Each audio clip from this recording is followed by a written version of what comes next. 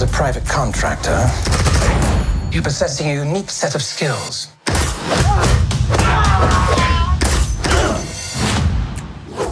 You said it was clear. I said the front was clear. Front, back, right, wrong. Anyway, shall we? This movie is a spy comedy action thriller starring Jason Statham, the world's biggest and baddest action star.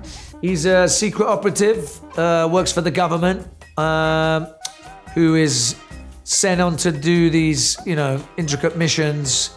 But he's good at his job, and he's got a set of quirks that the government are not partial to. They are, you know, private jets and special wine and, you know, all things expensive. So he's a costly operative.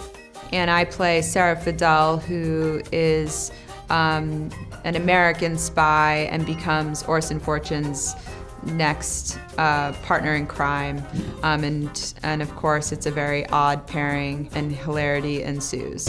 I hope you take them to dinner first, before you get inside of them. Sexually. How do you get into doors that are impossible to get into? And where do people surrender and drop their guard? And it's usually with famous people. People act very strangely in front of famous people, and you're always flummoxed as to why. And the premise of this was, if you could turn a movie star into a spy, then how many doors can he open before someone starts closing those doors? You can't catch this fish with conventional lures. I'm sorry? The lure being? Danny Francesco. The movie star. Greg Simmons' favourite movie star. And how do we get him? Blackmail. Ruse de guerre. Very good. He's a very famous movie star who finds himself in a little trouble with an agency who exploit his trouble and make him come be a part of international spy hijinks. Would someone pinch me, please? Is that Danny Francesco? What's next for you? I'm playing a mysterious self-made billionaire. You just described me. Shadow me. Do whatever I do. Whatever I do. Greg, my character's a gigantic star and he's just dazzled by this man's fame. He's also dazzled by his girlfriend, or in fact, the spy, played by Aubrey Plaza, who's masquerading as his friend. And yeah, my character has a weakness for famous men's girlfriends. So despite the fact of being about 20 times her age, he comes onto her a bit, tries to chat her up. He's probably regarded as vicious, violent, and evil, but he regards himself as actually sort of a good person who does. He's much misunderstood, and he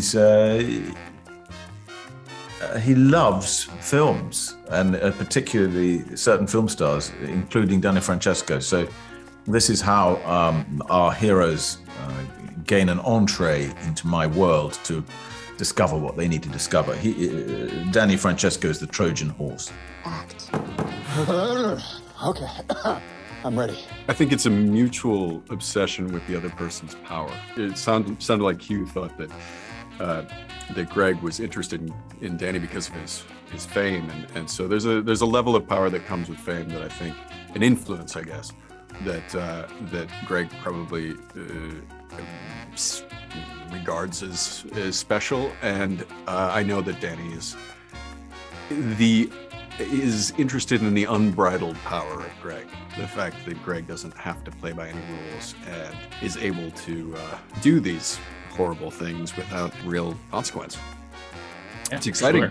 It's exciting to a psychopath like Danny. JJ's is an agent. He was government based, and then he becomes a private kind of contractor, and this is where it's kind of a step up in his career.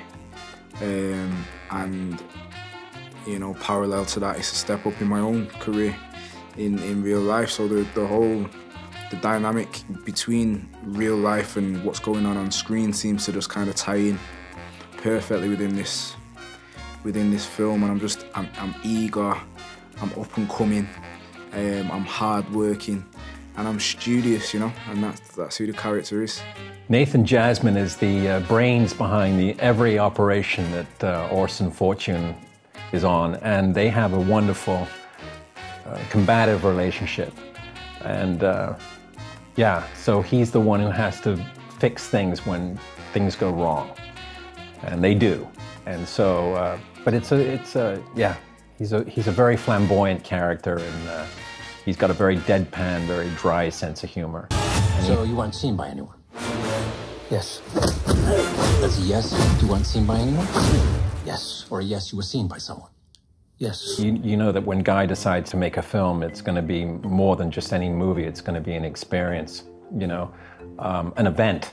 That's really the best way to describe Guy's movies, that he absolutely sucks you into his world and his energy. And it's infectious. I know it's a tough word to use today, but if I was to be infected with anything right now, I'd rather be infected with Guy's energy.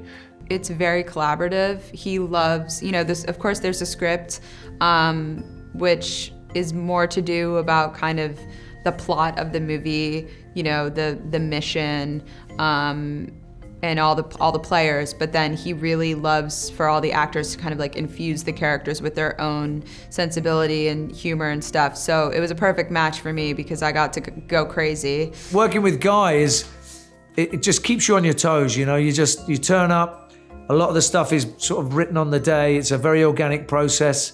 I love the dialogue that he writes. I love his conviction and his, what do you call it, his confidence that he has. And I think that all pays off with the actors. Everyone just trusts him, essentially, and that's all you need. I don't have to do any prep. I don't have to think about anything. I literally don't. He says, don't even read the script. I mean, for this particular movie, the script wasn't in great shape. And that's actually a compliment. It was in terrible shape. I mean, even in its best state, it was never a great script. I never actually read the screenplay until we were, you know, like a day away from shooting. So what you really want to enjoy is the people that you're working with and the frequency of that communication. And then secondarily, that sort of percolates the work that you're doing. But that should be a secondary consequence of a primary cause.